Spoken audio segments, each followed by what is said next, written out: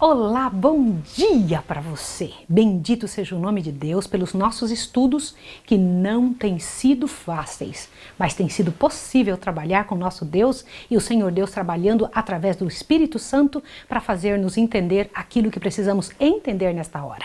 Bendito seja o nome do Senhor.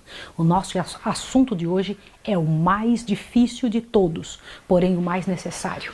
Será ele a pedra de toque, a principal razão pela qual Satanás vai nos incomodar nesses últimos dias. Vamos orar então? Vamos lá. Querido Deus e amado Pai, nos abençoe, nos dê o Teu Espírito. Senhor, em nome de Jesus, retira qualquer poder que possa atrapalhar, Pai Santo, esse estudo de hoje. Em nome de Jesus. Amém. O seu programa A Tocha está começando.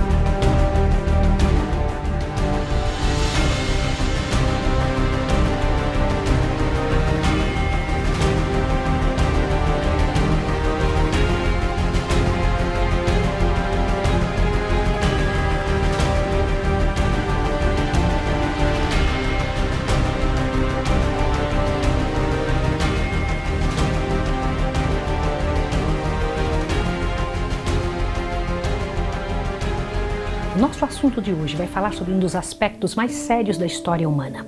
Para onde vão as pessoas quando elas morrem? É o homem imortal? Já no início da história humana, Satanás começou seus esforços para enganar a nossa raça. Aquele que iniciou a rebelião no céu desejou levar os habitantes da terra a unirem-se com ele em luta contra o governo de Deus. Adão e Eva tinham sido perfeitamente felizes na obediência à lei divina, e este fato era um testemunho constante contra a alegação em que ele insistia no céu de que a lei de Deus era opressiva e se opunha ao bem-estar de suas criaturas. E mais, despertou-lhe a inveja em Satanás ao olhar ele o belo lar que Deus tinha preparado para o inocente casal. Decidiu-se causar a sua queda, a fim de que, tendo se separado de Deus e trazido sob o seu poder, pudesse obter posse da terra e aqui estabelecer o seu reino em oposição ao do Altíssimo. Houvesse Satanás se manifestado em seu verdadeiro caráter e teria sido repelido rapidamente, pois Adão e Eva tinham sido advertidos contra esse perigoso adversário. Ele, porém, operou na treva, ocultando seu propósito para que de forma mais eficaz pudesse realizar o seu objetivo. Empregando como seu intermediário a serpente, então, como criatura de fascinante aspecto que era, dirigiu-se a Eva. É assim que Deus disse: não comereis de toda árvore de jardim? Gênesis 3:1. Se Eva se tivesse evitado de entrar em argumentação com o tentador, teria estado em segurança, mas arriscou-se a conversar com ele e caiu vítima de seus enganos. É assim que muitos ainda são vencidos. Duvidam e argumentam com relação aos preceitos de Deus e, ao invés de obedecerem aos mandados divinos, aceitam teorias humanas que tão somente disfarçam as armadilhas de Satanás. Disse a mulher à serpente: do fruto das árvores do jardim comeremos, mas do fruto da árvore que está no meio do jardim, disse o Deus, não comereis dele, nem nele tocareis, para que não morrais. Então a serpente disse à mulher: certamente não morrereis. Porque Deus sabe que no dia em que dele comerdes, se abrirão os vossos olhos e sereis como Deus, sabendo bem e o mal. Gênesis 3, de 2 a 5. A serpente declarou que se tornariam como Deus, possuindo maior sabedoria que antes e sendo capazes de uma condição mais elevada de existência. Eva cedeu a essa tentação e, por sua influência, Adão foi levado ao pecado. Aceitaram as palavras da serpente de que Deus não queria dizer o que tinha falado Então desconfiaram de seu Criador, imaginaram que ele lhes havia restringido a liberdade e que poderia obter grande sabedoria e exaltação por transgredir sua lei. Irmãos, tem sido essa a fala de uma série de pessoas achando que por transgredir as coisas de Deus poderiam então chegar numa posição melhor. Para que eu preciso de lei? Eu estou tão bem assim?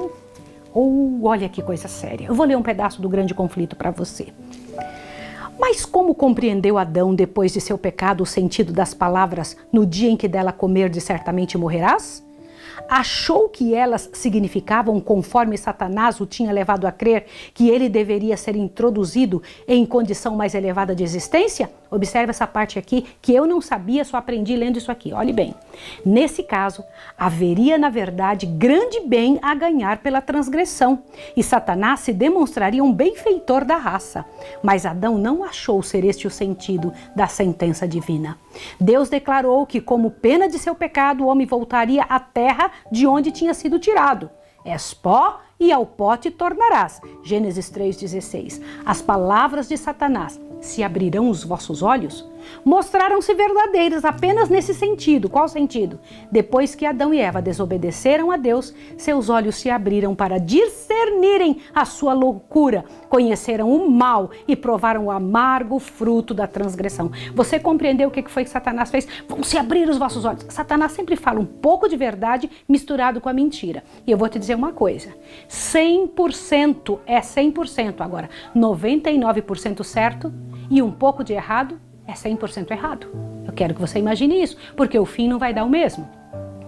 No meio do Éden, crescia a árvore da vida, cujo fruto tinha o poder de perpetuar a vida. Se Adão tivesse permanecido obediente a Deus, teria continuado a ter livre acesso àquela árvore e teria vivido para sempre. Mas quando pecou, foi impedido da participação da árvore da vida, tornando-se sujeito à morte. A sentença divina, tu és pó e em pó te tornarás, indica completa extinção da vida. Você precisa pensar sobre isso. A imortalidade, prometida ao homem sob condição de obediência, foi perdida pela transgressão. Adão não poderia transmitir à sua posteridade aquilo que não possuía, e não poderia haver esperança alguma para a raça decaída se pelo sacrifício de seu filho Deus não houvesse trazido a imortalidade ao seu alcance. Ao passo que a morte passou a todos os homens, por isso que todos pecaram. Cristo trouxe à luz a vida e a incorrupção pelo Evangelho, Romanos 5,12 e 2 Timóteo 1,10. E unicamente por meio de Cristo pode a imortalidade ser obtida. Disse Jesus, aquele que crê no Filho tem a vida eterna, mas aquele que não crê no Filho não terá a vida. São João 3,16. Todo homem pode alcançar a posse daquela inapreciável bênção se satisfazer as condições. Todos os que, com perseverança em fazer o bem, procuram glória e honra e incorrupção, receberão vida eterna. Romanos 2,7. Peraí. Mas Maísa, você pode perguntar, eu ouvi a vida toda alguém dizendo que a alma é imortal. Ei, você hoje está aprendendo o que a Bíblia diz, não o que você ouviu dizer. Presta atenção, que coisa séria. O único que prometeu a Adão vida em desobediência foi o grande enganador. E a declaração da serpente a Eva no Éden, certamente não morrereis, foi o primeiro sermão pregado acerca da imortalidade da alma. Se assuste, mas essa é a verdade. Quem primeiro falou isso, que a alma é imortal, foi o diabo. Todavia, essa declaração, repousando apenas na autoridade de Satanás, ecoa dos púlpitos da cristandade e é recebida pela maior parte da humanidade tão facilmente como foi pelos nossos primeiros pais. A sentença divina, a alma que pecar essa morrerá, que está escrito em Ezequiel 18:20, é dada a significação. A alma que pecar, essa não morrerá, mas viverá eternamente. Olha isso aqui, as pessoas dizem isso, Deus diz claramente na Bíblia que a alma que pecar, essa morrerá, as pessoas entendem o quê? A alma que pecar, essa não morrerá, mas viverá eternamente. Não podemos senão nos admirar que tanta gente acredita, tantos homens que acreditam nessas palavras de Satanás. Você já parou para pensar nisso? E incrédulos com respeito às palavras de Deus. Eles acreditam no que o diabo fala, mas não acreditam no que Deus fala. Houvesse ao homem sido permitido franco acesso à árvore da vida após a sua queda, e teria ele vivido para sempre, sendo assim imortalizado o pecado.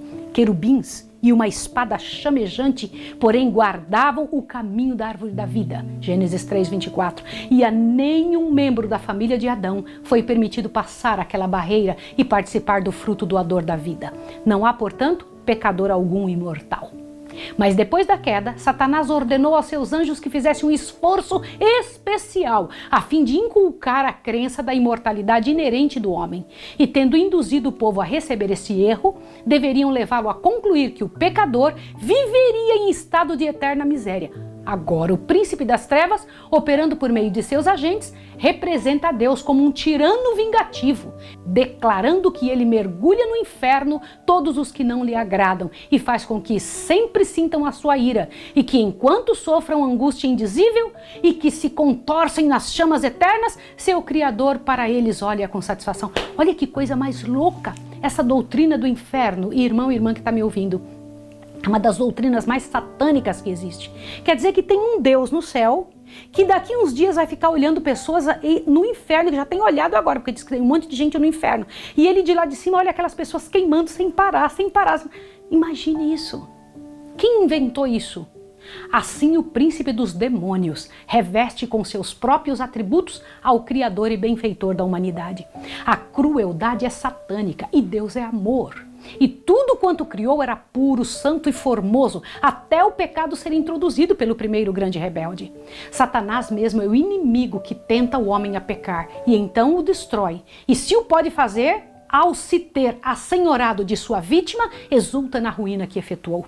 Se lhe fosse permitido, colheria o gênero humano todo em sua rede. Não fosse a interposição do poder divino, nem um filho ou filha de Adão escaparia. Pode acreditar o que eu estou lhe dizendo. Quem é Satanás? Satanás é isso, tá? Satanás está procurando vencer. De que maneira? Observe isso aqui. Satanás está procurando vencer os homens hoje, assim como venceu nossos primeiros pais, abalando-lhes a confiança em seu Criador e levando-os a duvidar da sabedoria de seu governo e da justiça de suas leis. Satanás e seus emissários representam a Deus como sendo mesmo muito pior do que eles, a fim de justificar sua própria malignidade e rebelião. O grande enganador esforça-se por transferir sua própria horrível crueldade de caráter para nosso Pai Celestial, a fim de fazer-se parecer como alguém grandemente lesado pela sua expulsão do céu, visto não haver desejado sujeitar-se a um governador tão injusto. Apresenta perante o mundo a liberdade que este pode ter sob seu domínio suave, em contraste com a servidão imposta pelos severos decretos de Jeová. Dessa maneira, consegue desviar as pessoas de sua fidelidade a Deus. O que Satanás tenta fazer? Primeiro, ele luta para tentar nos enganar igual enganou Adão e Eva. Depois, ele diz, comigo é mais fácil. Fica comigo, não fica com esse Deus. Comigo é mais simples conseguir viver. Pode imaginar isso?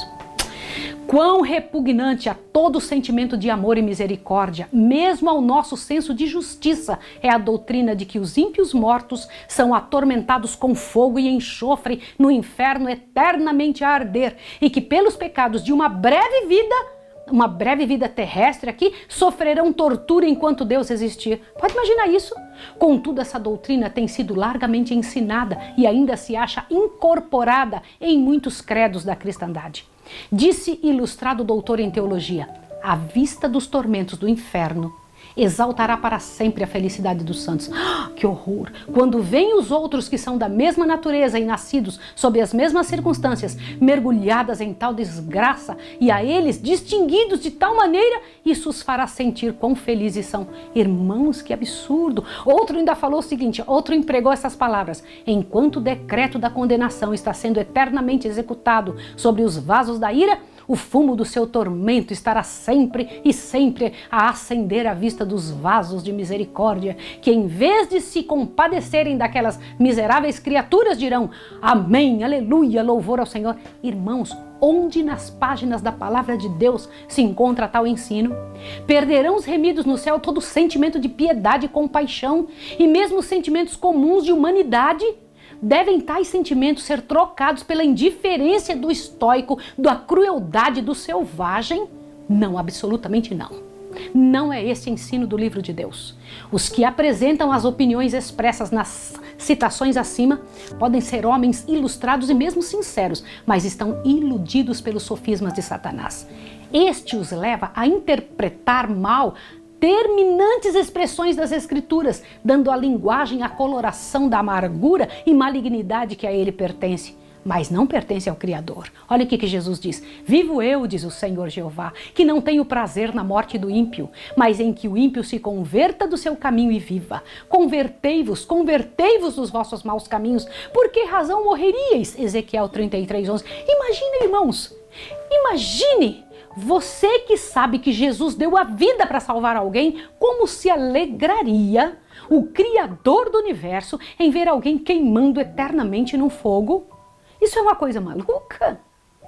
Que ganharia Deus se admitíssemos que ele se deleita em testemunhar incessantes torturas, que se alegra com os gemidos, gritos e imprecações das sofredoras criaturas por ele retidas na chama do inferno? Poderão esses terríveis sons ser música aos ouvidos do amor infinito?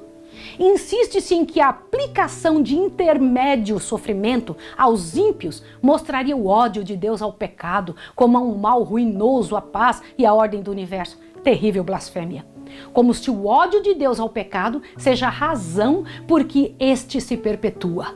Pois, segundo os ensinos desses teólogos, a contínua tortura sem esperança de misericórdia enlouquece suas infelizes vítimas, e ao derramarem elas sua cólera em maldições e blasfêmias, estão para sempre aumentando sua carga de crimes. A glória de Deus não é encarecida, perpetuando-se dessa maneira o pecado em constante aumento através de eras sem fim. Está além do poder do espírito humano avaliar o mal que tem sido feito pelas heresias do tormento eterno. É uma heresia a questão do inferno. A religião da Bíblia, repleta de amor e bondade e abundante de misericórdia, é obscurecida pela superstição e revestida de terror. Essa doutrina do inferno entrou dentro da igreja. Ela não nasceu na Bíblia. Ao considerarmos em que cores falsas Satanás esboçou o caráter de Deus, surpreendemos-nos de que nosso misericordioso Criador seja receado, temido e mesmo odiado. Olha, com esse assunto de inferno, é óbvio que um monte de gente acaba temendo o nosso Deus ao invés de amá-lo.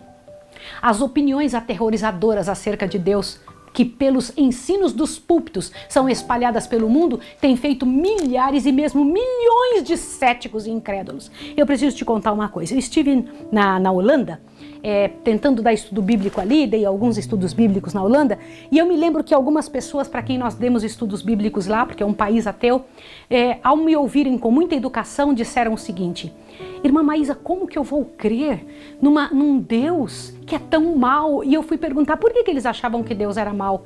E a razão deles foi que a igreja tinha matado muita gente durante a época da Inquisição, durante a época da Idade Média, e que existia um inferno. Eles diziam: como pode? Eu não posso crer num Deus assim. Você entende que estas loucuras ou estas misérias dentro da igreja faz as pessoas desacreditarem do nosso Deus? A teoria do tormento eterno é uma das falsas doutrinas que constitui o vinho das abominações de Babilônia, do qual ela faz todas as nações beberem. Apocalipse 14, 8 e 17, 2. Que ministros de Cristo hajam aceito essa heresia e tenham proclamado do púlpito sagrado é na verdade um mistério. Eles a receberam de Roma, assim como receberam o falso sábado. É verdade que tem sido ensinado por homens eminentes e piedosos, mas a luz sobre tal assunto não lhes chegou como a nós. Eram responsáveis apenas pela luz que resplandecia em seu tempo. Nós o somos pela que brilha agora nessa época. Hoje nós temos uma luz maior. Se nos desviamos dos testemunhos da palavra de Deus, aceitando falsas doutrinas, porque nossos pais as ensinaram, caímos sob a condenação pronunciada sobre a Babilônia. Estamos a beber do vinho de suas abominações. Numerosa classe para a qual a doutrina do inferno eterno é revoltante é levada ao erro oposto. Presta atenção qual. Veem que as Escrituras representam a Deus como um ser de amor e compaixão e não podem crer que ele destine suas criaturas aos fogos de um inferno eternamente a arder. Crendo, porém, ser a alma de natureza imortal, não percebem outra alternativa senão concluir que toda a humanidade se salvará por fim. Como assim? Muitos consideram as ameaças da Bíblia como sendo meramente destinadas a amedrontar os homens para a obediência e não para se cumprirem literalmente. Assim o pecador pode viver em prazeres egoístas, desatendendo aos preceitos de Deus e, não obstante, esperar ser, no final, recebido em seu favor. Essa doutrina, admitindo a misericórdia de Deus, mas passando por alto a sua justiça, agrada ao coração carnal e torna audazes os ímpios em sua iniquidade. A fim de mostrar como os crentes na salvação universal torcem as Escrituras, para sustentarem seus dogmas destruidores de almas, basta citar suas próprias declarações. Nos funerais de um jovem irreligioso que tivera morte instantânea em um desastre, um ministro universalista escolheu como texto a declaração das Escrituras relativa a Davi. Olha o que dizia lá. Já se tinha consolado acerca de Amon, que era morto, segundo Samuel 13:39. Sou frequentemente interrogado, disse o orador, sobre qual será a sorte dos que deixam o mundo em pecado que morrem. Talvez em estado de embriaguez, morrem sem ter lavado das manchas escarlates do crime as suas vestes, ou como se esse jovem sucumbiu nunca tendo feito qualquer profissão ou gozado experiência religiosa. Estamos contentes com as Escrituras. Sua resposta resolverá o terrível problema. Amon era muitíssimo pecador. Ele não estava arrependido. Fizeram-no embriagar-se e, estando em estado de embriaguez, foi morto. Davi era profeta de Deus. Ele deveria saber se iria mal ou bem com o Amon no mundo vindouro. Quais foram as expressões do seu coração? Então tinha o rei Davi saudades de Absalão, porque já se tinha consolado acerca de Amon, que era morto. Presta atenção, que loucura, isso foi dito no enterro de alguém. Agora presta atenção no resto. E qual é a inferência a fazer-se desta linguagem? Não é que o sofrimento intérmino não fazia parte de sua crença religiosa? Assim o conhecemos. E aqui descobrimos um argumento triunfante em apoio da mais agradável, mais iluminada, mais benévola hipótese da pureza e paz universal e final. Consolou-se vendo que o filho estava morto. E por que isso?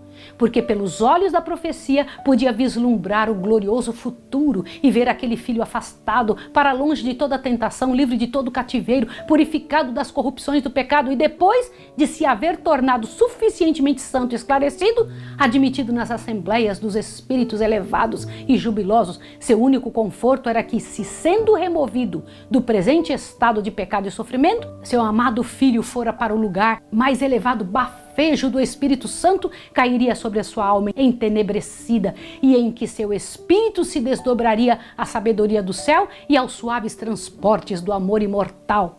E assim se prepararia com a natureza santificada para gozar o repouso na companhia da herança celestial. Nesse sentido, é que desejamos ser compreendidos como crentes que somos, de que a salvação no céu não depende de coisa alguma que possamos fazer na terra. É isso que eles dizem. Nem da mudança de coração feita presentemente, nem da crença atual, nem de uma profissão religiosa.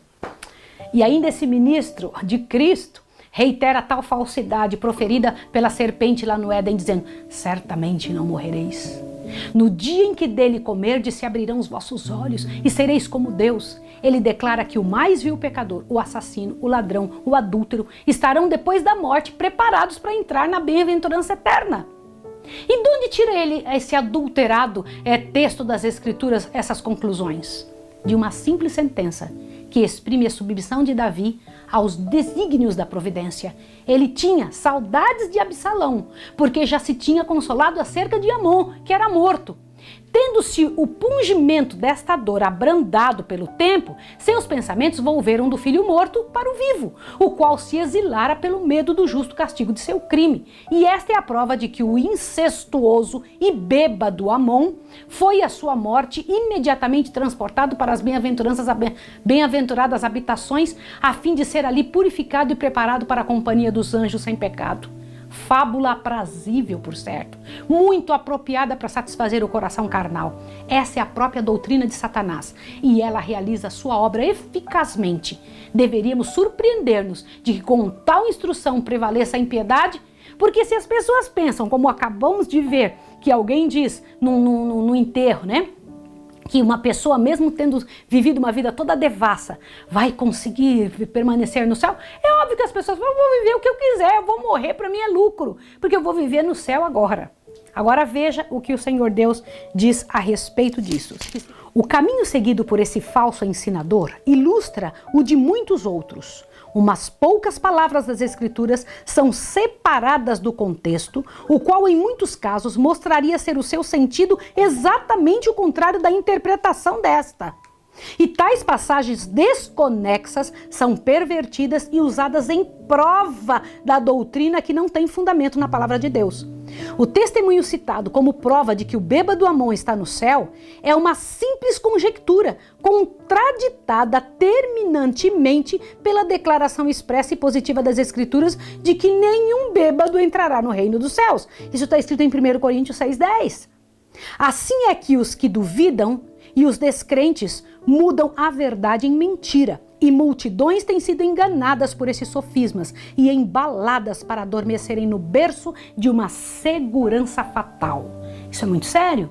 Uma pessoa que lê um texto bíblico, faz dele um sermão, sem ler os outros que dizem exatamente o contrário, é óbvio que possa passar para o mundo toda essa informação, essa quantidade de informações que o Senhor Deus jamais diria. Se fosse verdade que a alma passa diretamente para o céu na hora do falecimento, bem poderíamos então anelar a morte em lugar da vida. Por essa crença, muitos têm sido levados a pôr termo à existência. Quando dominados pelas dificuldades, perplexidades e desapontamento, parece coisa fácil romper o tênue fio da vida e voar além para as bênçãos de um mundo eterno. Entende a seriedade disso? Deus deu em sua palavra prova decisiva de que punirá os transgressores de sua lei. Os que se lisonjeiam de que ele é muito misericordioso para exercer justiça contra o pecador, apenas têm de olhar para a cruz do Calvário.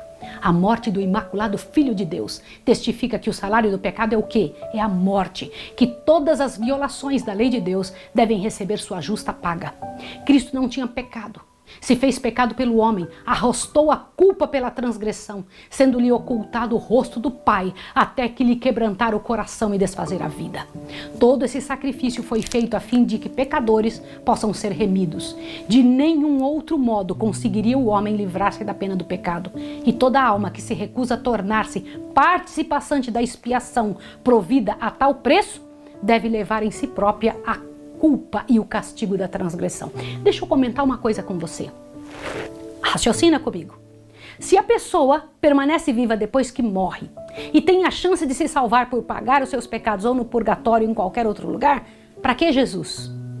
Por que Jesus precisou essa morte ignominiosa se o homem consegue fazer por si mesmo o que a gente diz que é Jesus que faz? Para raciocinar.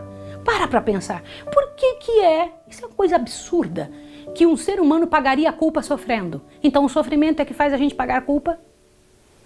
Consideremos o que a Bíblia ensina, ainda concernente aos ímpios e impenitentes, os quais os universalistas colocam no céu como anjos santos e felizes.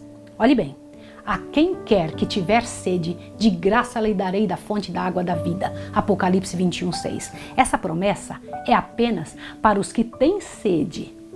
A pessoa alguma, a não ser os que sentem sua necessidade de água da vida e a procuram, seja qual for o preço, será ela provida. Quem vencer herdará todas essas coisas. Eu serei seu Deus, ele será meu filho. Apocalipse 21:7.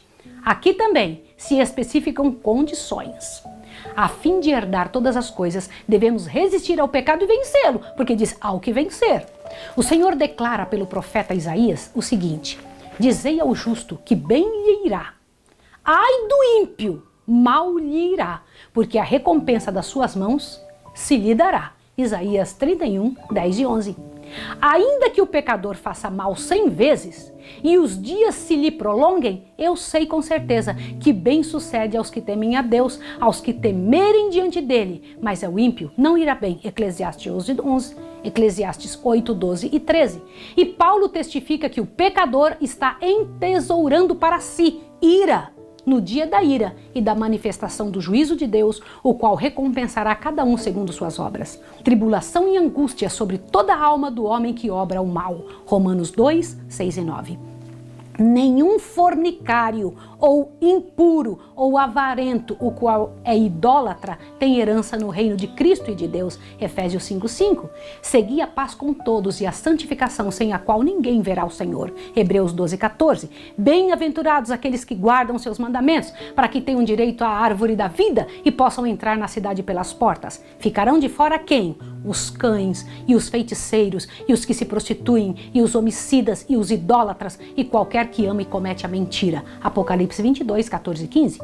Deus deu aos homens uma revelação de seu caráter e de seu método de tratar com o pecado. Jeová, o Senhor Deus misericordioso e piedoso, tardio em iras e grande em beneficência e verdade, que guarda a beneficência em milhares, que perdoa a iniquidade, a transgressão e o pecado, e que ao culpado não tem por inocente. Êxodo 34, 6 e 7. Todos os ímpios serão destruídos. Quanto aos transgressores, serão a uma destruídos, e as relíquias dos ímpios todos perecerão. Salmo 45, 20 e 37 e 38. O que você entende por destruído? Destruído é continuar vivo? Pare para pensar. O poder e a autoridade do governo divino serão empregados para abater a rebelião. Contudo, todas as manifestações de justiça retribuidora serão perfeitamente coerentes com o caráter de Deus como um ser misericordioso, longânimo e benévolo. Deus não força a vontade ou juízo de ninguém, não tem prazer na obediência servil. Deseja que todas as criaturas de suas mãos o amem porque ele é digno de amor. Quer que lhe obedeçam porque reconhecem inteligentemente sua sabedoria, sua justiça e sua benevolência. E todos os que possuem concepção justa dessas qualidades amá-lo-ão porque são atraídos para ele e lhes admiram os atributos. Os princípios de bondade, misericórdia e amor, ensinados e exemplificados por Jesus Cristo, são um transunto da vontade e caráter de Deus. Cristo declarou que ele nada ensinava a não ser o que recebera do Pai. Os princípios do governo divino estão em perfeita harmonia com os preceitos do Salvador. Amai vossos inimigos. Deus executa justiça sobre os ímpios, para o bem do universo e mesmo daqueles sobre quem seus juízos são aplicados. Ele os faria ditosos, se pudesse fazer de acordo com as leis do seu governo e a justiça do seu caráter. Cerca-os de manifestações de seu amor, confere-lhes conhecimento de sua lei, acompanha-os com o oferecimento de sua misericórdia. Eles, porém, lhes desprezam o amor, anulam a lei, rejeitam a misericórdia e, ao mesmo tempo em que constantemente recebem seus dons, desonram o doador da vida. Odeiam a Deus porque sabem que ele aborrece os seus pecados. O Senhor suporta a sua perversidade, mas virá finalmente a hora decisiva em que se deve decidir o seu destino. Acorrentará ele então esses rebeldes ao seu lado, forçá-los a fazerem a sua vontade? Você imagina, os seres humanos estão lutando.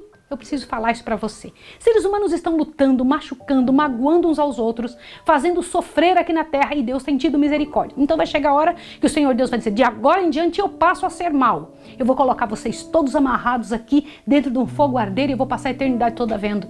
Ainda vou levar meus filhos a fazerem isso também, que eles vão ficar enxergando isso no céu. Os que escolherem a Satanás como chefe, e por seu poder têm sido dirigidos e não estão preparados para comparecer à presença de Deus, o orgulho, o engano, a licenciosidade e a crueldade fixaram-se em seu caráter. Podem eles entrar no céu para morar para sempre com aqueles a quem desprezaram e odiaram na terra? Você acha que essas pessoas iam ser felizes? A verdade nunca será agradável ao mentiroso. A humildade não satisfará o conceito de si mesmo ao orgulhoso. A pureza não é aceitável ao corrupto. O amor abnegado não parece atrativo ao egoísta. Que fonte de gozo poderia oferecer o céu para aqueles que se acham totalmente absortos nos interesses terrenos e egoístas? Pare para pensar sobre isso. Como que Deus pode unir dois grupos que não se dão, que não se gostam, que não querem viver juntos? Isso é muito sério. Nós temos que pensar sobre isso. Isso é uma coisa que você tem que pensar. Deus não pode levar para o céu quem não quer viver a maneira como ele vive. Mas o Senhor Deus também não os deixará queimar para sempre num certo local. As pessoas vão sofrendo de tal maneira que o Senhor Deus vai precisar, a vida só vem de Deus. Um dia o Senhor Deus vai precisar retirar a vida, dizer, eu não posso deixar vocês continuarem vivendo, porque vocês só se matam, só se machucam, e um dia ele vai ter um prazo para que isso acabe. Observe o que vamos ler agora. Poderiam aqueles cuja vida foi empregada em rebelião contra Deus ser subitamente transportados para o céu e testemunhar o estado elevado e santo de perfeição que ali sempre existe, estando toda a alma cheia de amor, todo o rosto irradiando alegria, ecoando em honra de Deus e do Cordeiro, uma arrebatadora música em acordes melodiosos e fluindo da face daquele a que se assenta sobre o trono, uma incessante torrente de luz sobre os remidos? Sim, poderiam aqueles cujo coração está cheio de ódio a Deus e à verdade e à santidade unir-se a essa multidão celestial e participar de seus cânticos de louvor? Pare para pensar. Você acha que essas pessoas iam achar maravilhoso? Elas não querem ir para a igreja, não querem saber de Deus, não querem fazer o certo, mas quando chegar no céu vão viver com pessoas que querem fazer esse certo. É assim? Não obstantemente. Olhe bem, poderiam suportar a glória do Cordeiro? De jeito nenhum, absolutamente. Anos de graça lhes foram concedidos a fim de que pudessem formar um caráter para o céu. Eles, porém, nunca exercitaram a mente no amor à pureza, nunca aprenderam a linguagem do céu e agora é demasiado tarde. Uma vida inteira de rebeldia contra Deus os incapacitou para o céu. Pureza, santidade e paz dali lhes seria uma tortura. A glória de Deus seria um fogo consumidor sobre eles.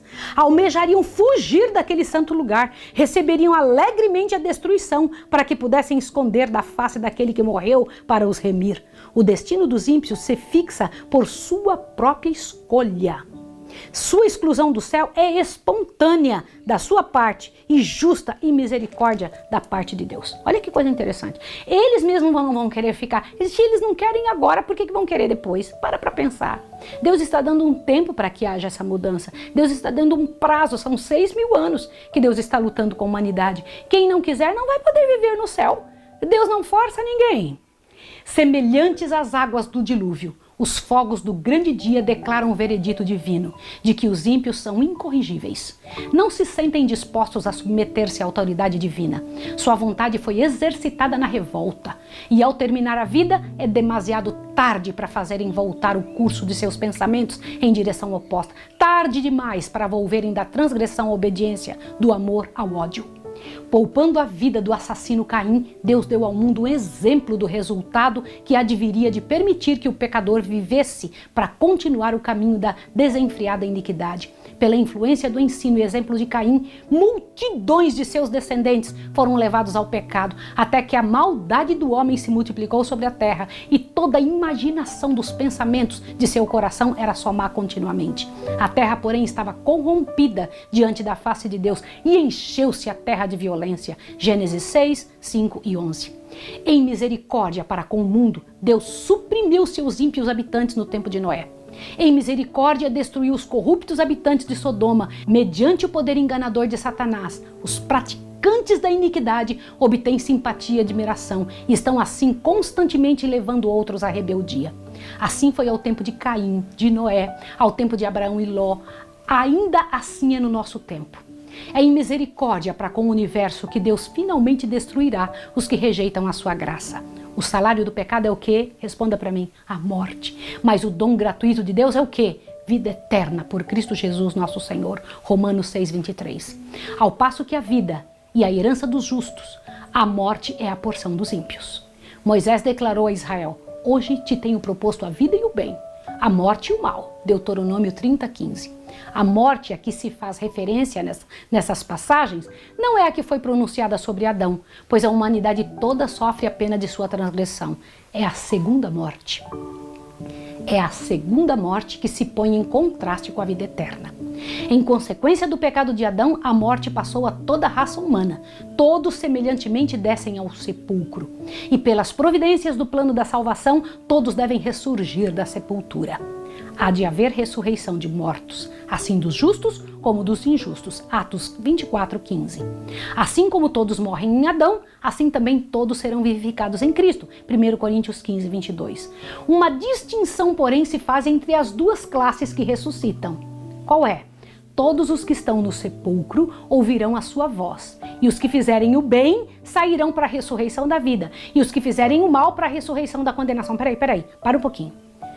Esse texto de João 5, 28 e 29 diz claramente, os que estavam aonde quando vão ouvir? Estão no sepulcro. Você está entendendo isso? Não diz que eles estavam no inferno, não diz que eles estavam no céu, não diz que eles estavam no limbo, não diz que eles estavam em qualquer outro canto. Os que forem tidos por digno da ressurreição da vida são bem-aventurados e santos. Sobre estes não tem poder a segunda morte. Apocalipse 20, verso 6. Os que, porém, não alcançaram perdão, não quiseram, mediante o arrependimento e a fé, devem receber a pena da transgressão, o salário do pecado. Qual é o salário do pecado? A morte. Sofrem castigo que varia em duração à intensidade, segundo as suas obras, mas que finalmente termina com a segunda morte. Visto ser impossível para Deus, de modo coerente com a sua justiça e misericórdia, salvar o pecador em seus pecados, Deus não nos salva em nossos pecados, Ele nos salva de nossos pecados. Ele o despoja da existência que perdeu por suas transgressões e da qual se mostrou indigno. Diz um escritor inspirado, presta atenção para você poder entender. Ainda um pouco e o ímpio não existirá. Olhará para o seu lugar e não aparecerá. E outro declara, e serão como se nunca tivessem sido. Salmo 37:10 e Obadias 16. Sabia disso? Isso é bíblico. Cobertos de infâmia, mergulham sem esperança no ouvido eterno. Assim se porá termo ao pecado, juntamente com toda a desgraça e ruína que dele resultam, diz o salmista, destruístes os ímpios, apagastes o seu nome para sempre e eternamente. Ó, inimigo, consumaram-se as assolações. Salmo 90, 5 e 6, João no Apocalipse, olhando para a futura condição eterna, houve uma antífona universal de louvor, imperturbada por qualquer nota de discordância. Toda criatura, no céu e na terra, atribuía glória a Deus. E eu preciso ler isso para você. Olha o que diz aqui, presta atenção. Em Apocalipse 5:3. Não haverá então almas perdidas para blasfemarem de Deus, contorcendo-se em tormento interminável. Tampouco seres sem nenhuma alegria no inferno unirão seus gritos aos cânticos dos salvos. Olha que absurdo. Isso é muito sério, muito sério. Sobre o erro fundamental da imortalidade inerente, repousa a doutrina da consciência na morte, doutrina que, semelhante à do tormento eterno, se opõe aos ensinos das Escrituras, aos ditames da razão e aos nossos sentimentos de humanidade. Segundo a crença popular, os remidos no céu estarão a par de tudo que ocorre na terra, e especialmente da vida dos amigos que deixaram após si. Mas como poderia ser fonte de felicidade para os mortos, os saberem das dificuldades dos vivos, testemunharem os pecados cometidos por seus próprios amados e vê-los suportar todas as tristezas, desapontamentos e angústias da vida? Quanto da bem-aventurança celeste seria fruída pelos que estivessem contemplando seus amigos na terra? E quão revoltante não é a crença de que logo que o fôlego deixa o corpo, a alma do impenitente é entregue às chamas do inferno. Em quão profundas angústias deverão mergulhar os que se veem seus amigos passarem a sepultura sem se acharem preparados para entrar numa eternidade de miséria e pecado? Muitos têm sido arrastados à insanidade por este inquietante pensamento. Muita gente enlouquece só de pensar nisso, viu? O que dizem as Escrituras com relação a estas coisas? Davi declara que o homem não se acha consciente na morte. Aleluia! Olha o que ele diz. Sai-lhes o espírito e eles tornam-se em terra. Naquele mesmo dia perecem todos os seus pensamentos. Salmo 146:4. Salomão dá o mesmo testemunho.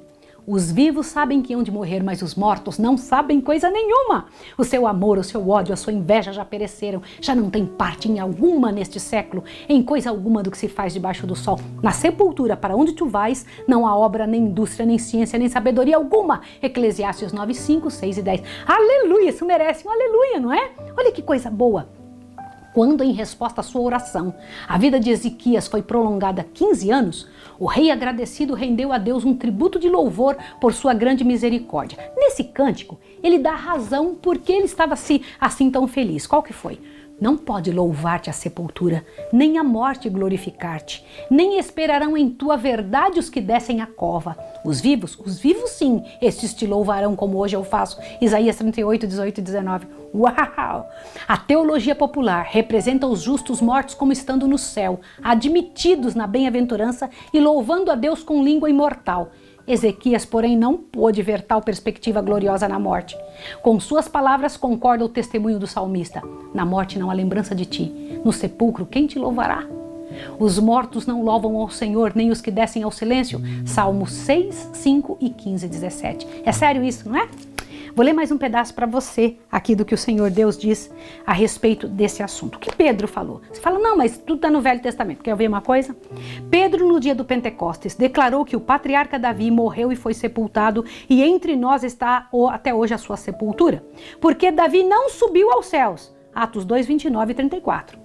O fato de Davi permanecer na sepultura até a ressurreição prova que os justos não ascendem ao céu por ocasião da morte, e unicamente pela ressurreição, em virtude de Jesus haver ressuscitado, que Davi poderia finalmente assentar-se à destra de Deus. E Paulo disse, se os mortos não ressuscitam, também Cristo não ressuscitou. E se Cristo não ressuscitou, é vã nossa fé, e ainda permaneceis nos vossos pecados. Agora, continua. E também os que dormiram em Cristo estão perdidos. 1 Coríntios 15, 16 e 18. Se durante 4.000 anos os justos tiveram a sua sorte ido diretamente para o céu, como poderia Paulo ter dito que se não há ressurreição, os que dormiram em Cristo estão perdidos? Não seria necessária a ressurreição. Presta isso mesmo. Quer dizer que as pessoas que elas morreram já vão direto para o céu ou para o inferno, para qualquer lugar. Me responda, para que Jesus iria ressuscitar alguém?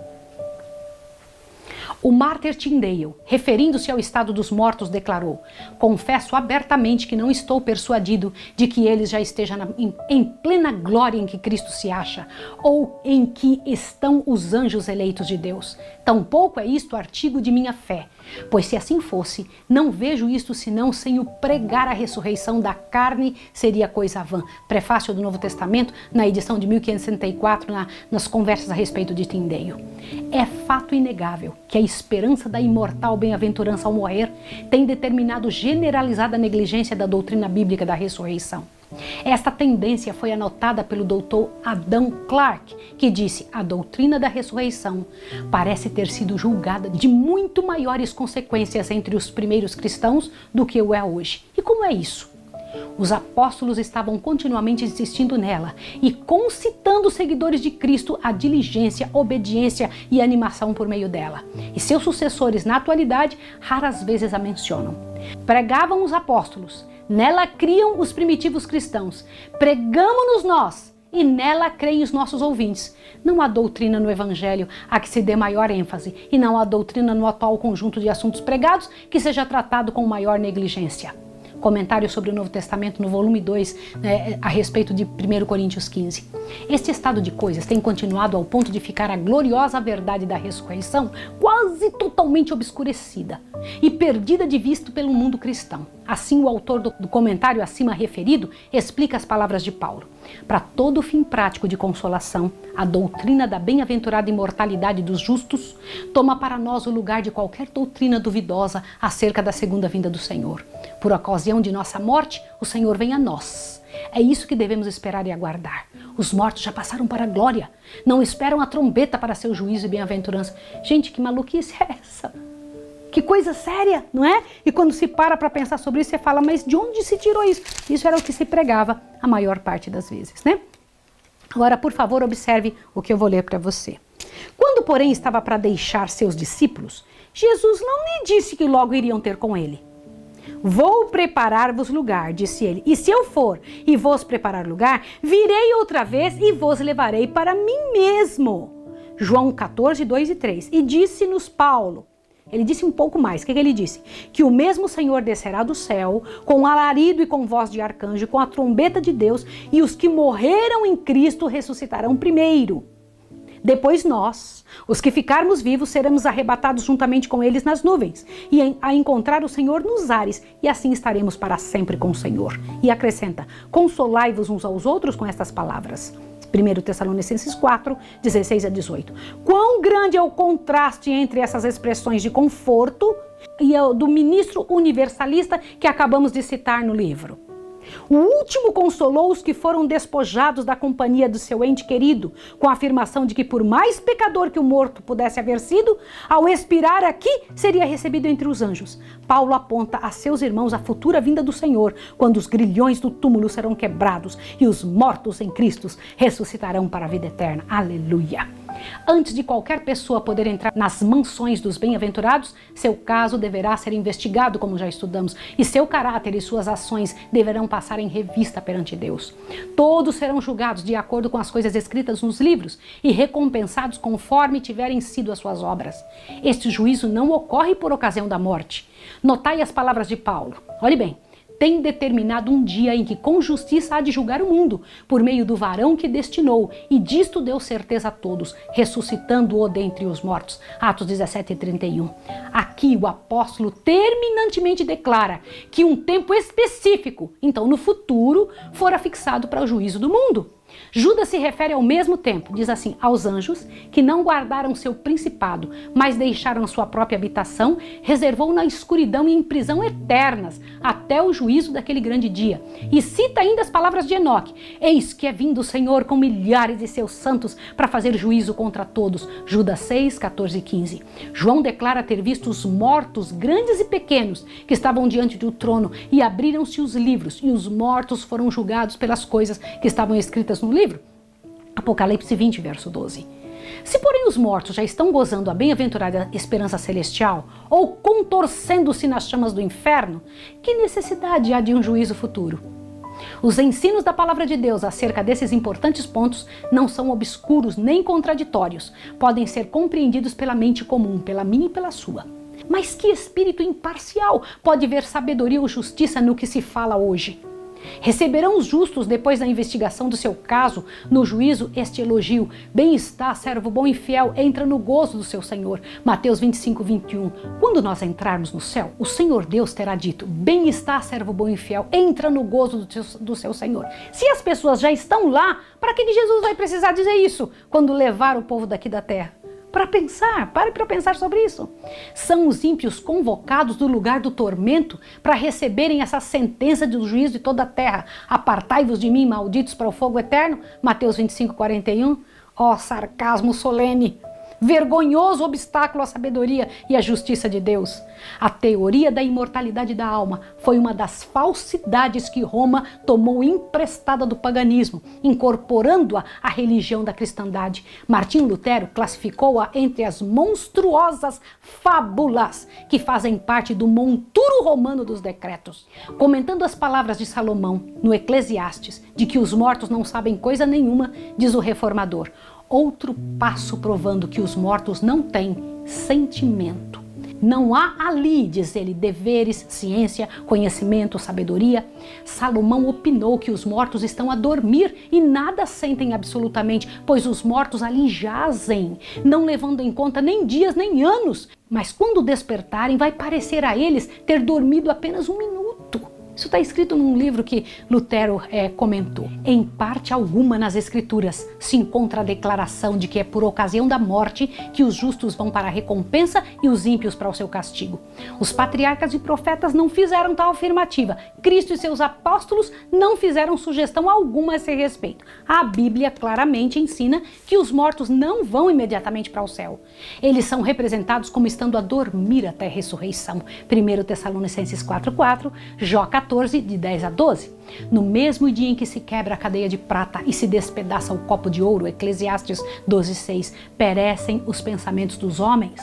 Os que descem à sepultura estão em silêncio, não mais sabem de coisa alguma que se faz debaixo do sol, Jó 14:21. Bendito descanso para o justo cansado. Seja longo ou breve o tempo, não é para eles senão um momento. Dormem e são despertados pela trombeta de Deus para uma imortalidade gloriosa, porque a trombeta soará e os mortos ressuscitarão incorruptíveis. Quando isso que é corruptível se revestir de incorruptibilidade e isso que é mortal se revestir da imortalidade, então cumprir-se a palavra que está escrita: tragada foi a morte na vitória. 1 Coríntios 15, 52 a 54.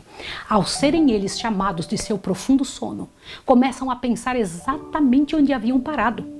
A última sensação foi a agonia da morte, o último pensamento e de que estavam a cair sobre o poder da sepultura. Ao se levantarem da tumba, seu primeiro alegre pensamento se expressará na triunfante aclamação: onde está, ó morte, o teu aguilhão? Onde está, ó inferno, a tua vitória? 1 Coríntios 15, 55. Irmãos, eu louvo a Deus, porque este é o verdadeiro ensino das Escrituras.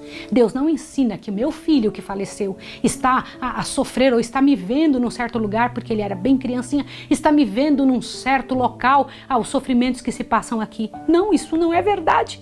Também não diz que as pessoas más estão lá atormentadas dentro do inferno queimando. Isso não faz parte do coração de um Deus. E nem diz também que as pessoas vão direto para o céu. Nada disso. Irmãos, em nome de Jesus, fiquemos com o que está nas Escrituras. Meu filho descansa o sono da morte, de onde o Senhor, o único que é capaz de dar vida, virá retirá-lo dali para a vida eterna. Bendito seja o nome do Senhor. Eu vou orar com você agora.